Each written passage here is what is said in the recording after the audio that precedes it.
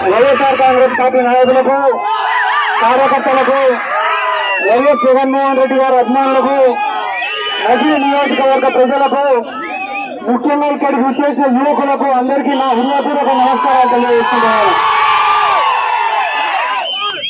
ఇంకా ఎన్నికలకు కేవలం 24 రోజులు మాత్రమే సమయం ఉంది. ఈ రోజు రాష్ట్రంలో ఏ సర్వే రిపోర్టు తీసుకున్నా, ఏ ఇంటెలిజెన్స్ రిపోర్టు తీసుకున్నా, ఏ 10 మందిని అడిగినా వచ్చేది ఎవరు అంటే వైఎస్ జగన్మోహన్ రెడ్డి గారని చెప్తున్నారు.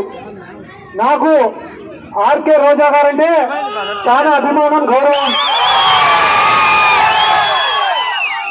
నా వంతుగా నా మద్దతు తెలపాలనే ఉద్దేశంతోనే ఈ రోజు నగిరికి రావడం జరిగింది. వైఎస్ఆర్ కాంగ్రెస్ పార్టీ మహిళా విభాగం అధ్యక్షురాలుగా 6 సంవత్సరాలు పనిచేసినారు ఆర్కే రోజా గారు. 2 సార్లు ఎమ్మెల్యేగా, మంత్రిగా మీ అందరి అభిమానంతో, మీ అందరి సహకారంతో మన రాష్ట్ర చరిత్రలోనే ఆర్కే రోజా గారికి ఒక ప్రత్యేకమైన గుర్తింపు ఉంది. ఏ రాజకీయ నాయకుడికైనా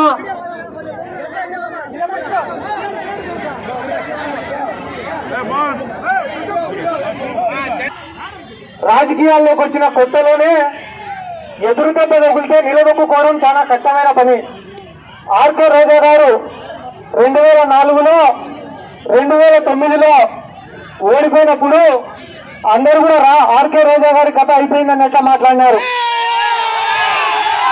చాలా మంది అవమానపరిచినారు, చాలా ఇబ్బందులు పెట్టినారు. కానీ ఆత్మవిశ్వాసం కోల్పోకుండా కష్టపడినందుకు, నిరంతరం ప్రజల్లో ఉన్నందుకు, ప్రజల సమస్యలపైన పోరాడినందుకు, ట్రస్టులు ఏర్పాటు చేసినందుకు, పేదవాడి పెళ్లిళ్ళు చేసినందుకు, పేదవాడికి భోజనం పెట్టినందుకు, పేద విద్యార్థులను చదివించినందుకు 24 గంటలు 365 రోజులు కష్టపడినందుకు ఈ రోజు ఆర్కే రోజా గారు ఈ స్థాయిలో ఉన్నారు. 25 సంవత్సరాల అలుపెరుగని పోరాటం ఆర్కే రోజా గారి జీవితం. ఎవరిని అడిగినా కూడా ఆర్కే రోజా గారి పోరాటాన్ని గొప్పగా పొగుడతారు. 25 ఏళ్ళు పోరాడితే దాన్ని ఒక పోరాటం అన్నా కూడా ఒక అర్థం ఉంటుంది. కానీ మన రాష్ట్రంలో పవన్ కళ్యాణ్ కూడా ఉన్నాడు.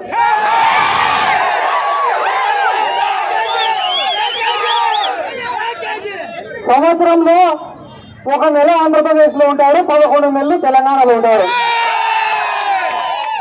వైఎస్ రాజశేఖర రెడ్డి గారిని ఎప్పుడో ఒక్కసారి మైకు పట్టుకొని విమర్శించినారంట. విమర్శించి నేను రాజశేఖర రెడ్డి గారి పైన పోరాడిని అంటారు. ఒక్కరోజు మైకు పట్టుకొని విమర్శిస్తేనే పోరాడినట్టయితే తెలంగాణ కోసం కేసీఆర్ చేసింది ఏమంటారు? స్వాతంత్రం కోసం మహాత్మా గాంధీ చేసింది అని ఏమంటారు? అన్నిటికంటే ఘోరమైన విషయం ఏమంటే ఆయన ఒకరోజు వరంగల్లో ప్రచారానికి పోయినారట. ప్రచారానికి పోతే పైన కరెంటు వైర్ నుండి షాక్ కొట్టి కింద పడిపోయినాడు. కింద పడిపోయినాక మొన్న మైకు పట్టుకొని ఏం మాట్లాడుతున్నాడు? కరెంటు వైర్లు కూడా నన్నేం చేయలేకపోయినాయంట. ఆడు ఏమన్నా చేస్తాయా చెయ్యా అని చెప్పి ఒకరోజు ప్లగ్ లో ఏలు పెట్టి స్విచ్ ఆన్ చేయి, నీకేమన్నా అయిందనుకో నువ్వు చేతగా అడిగాడు. నీకేం కాలేదనుకో నీ పోరాటంలో నీకేముందని. ఎందుకు మీకు అందరికీ నేను ఈ మాట చెప్తానా అంటే ఆర్కే రోజా లాంటి వాళ్ళ మనందరికీ అవసరం. ఎందుకంటే ఎటువంటి పైరవీలు చేయకుండా, ఎటువంటి లాబీయింగ్లు చేయకుండా స్వశక్తితో ఎదిగే వాళ్లకు శత్రువులు ఎక్కువ ఉంటారు, అవమానాలు ఎక్కువ ఉంటాయి, కష్టాలు ఎక్కువ ఉంటాయి. కానీ అక్క మీరు స్వశక్తితో పోరాడినందుకే రాష్ట్రం అంతా మీకు అభిమానులు కూడా ఎక్కువగా ఉన్నారు అక్క. ఎందుకంటే ఆర్కే రోజా గారు అంటే ఒక బ్రాండ్. నగిరి నియోజకవర్గం గురించి విశాఖపట్నం అడిగినా ఆర్కే రోజా గారు మీ ఎమ్మెల్యే అంటారు. కాబట్టి మీ నియోజకవర్గానికి ఒక గుర్తింపు తెచ్చిన ఆర్కే రోజా గారు కావాలన్నా, లేకుంటే కానీ సంవత్సరానికి ఒకసారి వచ్చే తెలుగుదేశం పార్టీ వాళ్ళు కావాలన్నా ఒకసారి ఆలోచన చేసుకోండి. నేను నిన్ననే వేరే వాళ్ళని అడిగినా, తెలుగుదేశం పార్టీ వాళ్ళు ఎక్కడికి ప్రచారానికి పోయినా కూడా వంగి నడుస్తారు. మరి ఎందుకు వాళ్ళకి వంగి నడుస్తారంటే అన్న టీడీపీ కండువా, పైన జనసేన కండువా, ఆ పైన బీజేపీ కండువా. ఆ ముందు మొయ్యలేక వంగి నడుస్తారట. చంద్రబాబు నాయుడు అనేటువంటి సిగ్గు శరం మానం లజ్జ ఏమి కూడా లేవు. 2019 ఎన్నికల్లో ఏమో వాడు మోడీనే కేడినా అన్నాడు. నిన్నగాక మొన్న మైకు పట్టుకొని భారత పితరా నరేంద్ర మోడీ అంటున్నాడు. పవన్ కళ్యాణ్ గారు వేరే వీడి కన్నా పనికిరాని లేరా అని తిట్టాడు. ఈ రోజు పవన్ కళ్యాణ్ పక్కన పెట్టుకొని ఒరే మన కోసం ఉన్న సీట్లన్నీ వదిలిపెట్టుకునే త్యాగరాజుగా మన పవన్ కళ్యాణ్ అంటున్నాడు. ఇటువంటి వ్యక్తి ఎవరు? చంద్రబాబు నాయుడు. పాపం కానీ మన జగన్మోహన్ రెడ్డి గారిని మాత్రం ఒప్పుకోవాలా. ఎన్నికలు దగ్గరకు వచ్చినాయి, ఎవడెవడు ఎక్కడెక్కడ ప్రచారం చేస్తాడో చూద్దాం అనుకునే నేను కూడా. పాపం పవన్ కళ్యాణ్ పిఠాపురం నుంచి కదలడంలే, నారా లోకేష్ మంగళగిరి నుంచి కదలడంలే, పాపం చంద్రబాబు నాయుడుకి కుప్పంలో కూర్చున్నాడు. ఎవరి సీటు కూడా గ్యారంటీ లేదు ఈరోజు. కాబట్టి మన రాష్ట్రానికి అన్యాయం చేసింది కాంగ్రెస్ వాళ్ళు, బీజేపీ వాళ్ళు. చంద్రబాబు నాయుడు బీజేపీతో ఎందుకు కలిసినారో తెలీదు, ఎందుకు విడిపోయినారో తెలీదు. కేసుల కోసం ఇప్పుడు కలిసినా, కేసుల కోసం ఇప్పుడు కలిసినాడు. 2014లో ఎందుకు కలిసినాడు? కలసడం మాత్రమే కాదు, ఇద్దరు పిల్లల్ని కూడా కన్నాడు. కేంద్రంలో ఈ 2 మంత్రి పదవులను తెలుగుదేశం వాళ్ళు తీసుకున్నారు, రాష్ట్రంలో 2 మంత్రి పదవులను బీజేపీ వాళ్ళకి ఇచ్చినారు. బాగా కలిసి తిరిగినారు, ముద్దులు పెట్టుకుంటూ తిరిగినారు, కాపురం చేసి ఇద్దరు పిల్లల్ని కూడా కన్నారు. కానీ ఏమైందో ఏమో తెలియదు, ఉన్నట్టుండి విడిపోయినారు. విడిపోయిన తర్వాత 5 ఏళ్ళు తిట్టుకున్నారు, కొట్టుకున్నారు, అన్ని చేసుకొని మళ్ళీ ఈ రోజు ఉన్నట్టుండి బీజేపీతో కలిసిపోయినాడు ఈ నారా చంద్రబాబు నాయుడు. అన్న ఒక్క విషయం గుర్తుపెట్టుకోండి, ఈ ప్రజాస్వామ్యంలో ప్రజలు కానీ ఒక మనిషిని మంచి అని అనుకుంటే ఏం లేనైనా కూడా గెలిపిస్తారు. ఈ ప్రజాస్వామ్యంలో ప్రజలు ఒక మనిషిని చెడ్డోడు అనుకుంటే వాడు ఎంత పెద్దోడైనా వాడిని ఓడగొడతారు. నిజంగా చంద్రబాబు నాయుడుకి ఆయన పైన నమ్మకం ఉంటే ఒంటరిగా రావచ్చు కదా. తెలంగాణ రాష్ట్రంలో ఒక పక్కన రేవంత్ రెడ్డి నిలబడ్డాడు, ఒక పక్కన కేసీఆర్ నిలబడ్డాడు. ప్రజలు రేవంత్ రెడ్డిని ఓడగొట్టారు, కేసీఆర్ ఓడగొట్టాడు, ఒక సామాన్యుడిని గెలిపించినారు. ఎందుకంటే ప్రజలకు ఏది మంచి ఏది చెడు అనేది తెలుసు కాబట్టి.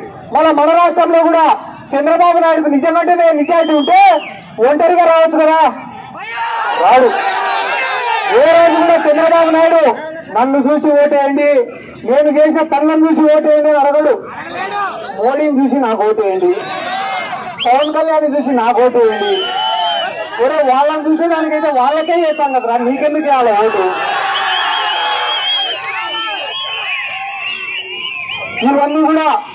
ఇవన్నీ కూడా మనం ఆలోచించుకోవాల్సినటువంటి అవసరం ఉంది. ఎందుకంటే ఎన్నికలు దగ్గరకు వచ్చే కొద్దీ జగన్మోహన్ రెడ్డి గారు ఏం ఆలోచిస్తున్నారు అంటే, మనం మంచి చేస్తే ప్రజలు మనకు అండగా నిలబడతారని చెప్పి జగన్మోహన్ రెడ్డి గారు ఆలోచన చేస్తుంటే, చంద్రబాబు నాయుడు ఏం ఆలోచిస్తున్నారో తెలుసా? ఎన్ని అబద్ధాలు చెప్పైనా, ఎన్ని మోసాలు చేసైనా అధికారంలోకి రావాలని చెప్పి ఆలోచన చేస్తున్నాడు. వాలంటీర్లు ఉండకూడదని చెప్పి ఎలక్షన్ కమిషన్ కు ఫిర్యాదు చేశాడు. అవ్వాతాతలకు పెన్షన్లు రాకూడదని చెప్పి ఎలక్షన్ కమిషన్ కు ఫిర్యాదు చేశాడు. మీరే ఆలోచన చేయండి అమ్మా. 14 ఏళ్లు ముఖ్యమంత్రిగా పనిచేశాడు కదా చంద్రబాబు నాయుడు. ఒక్క పేద విద్యార్థినైనా చదివించినాడా? ఒక్క పేద విద్యార్థికైనా సంవత్సరానికి ఇంత డబ్బులు చెప్పించినాడా? జగన్మోహన్ రెడ్డి గారు ఎప్పుడైతే 15,000 రూపాయలు అమ్మఒడి పథకం ఇచ్చినాడో, ఈ రోజు చంద్రబాబు నాయుడు వచ్చి మీ ఇంట్లో ఎంతమంది పిల్లలు ఉంటే అంతమందిని చదివిస్తాడంట. పొరపాటు నువ్వు 2 పెళ్లిళ్ళు చేసుకుంటే 2వ భార్య పిల్లలు కూడా చదివిస్తాడంట ఈ చంద్రబాబు నాయుడు. కాబట్టి ఇటువంటి మాటలు నమ్మి మోసపోవద్దని చెప్పి చెప్తున్నామ్మా. జగన్మోహన్ రెడ్డి గారు ఎటువంటి వ్యక్తి అంటే, చేయగలిగిందే చెప్తాడు, చెప్తే 100% చేస్తాడు. కాబట్టి ఈ రోజు మనకు అమ్ముడుపోయే నాయకులతో పనిలే, మీడియా ఛానళ్లతో మనకు పనిలే, రోజుకొక పార్టీతో పొత్తులు మనకు అవసరంలే. మనకు కావాల్సిందంతా ప్రజల ఆశీర్వాదం మాత్రమే.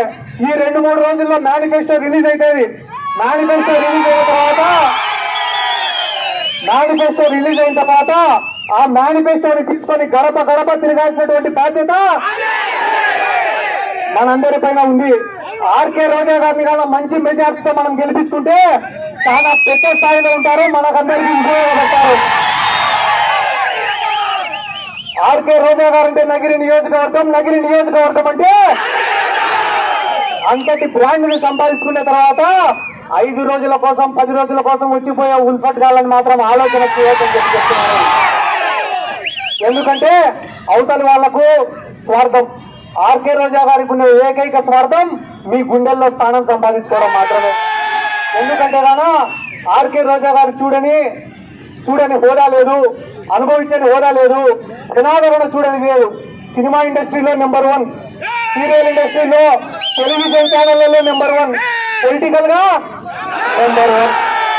స్వశక్తితో వస్తే, కష్టపడి పనిచేస్తే, నిరంతరం ప్రజల్లో ఉంటే, ప్రజల సమస్యల పైన పోరాడితే ఏ స్థాయికి ఎదగచ్చనే దానికి ఆర్కే రోజా గారి జీవితమే ఒక ఉదాహరణ అని కూడా ఈ సందర్భంగా నేను తెలియజేసుకుంటూ, ఆర్కే రోజా గారిని 3వ సారి గెలిపించుకోవడానికి మీరు సిద్ధమా? హ్యాట్రిక్ కొట్టడానికి మీరు సిద్ధమా? జగనన్నను ముఖ్యమంత్రి చేసుకోవడానికి మీరు సిద్ధమా?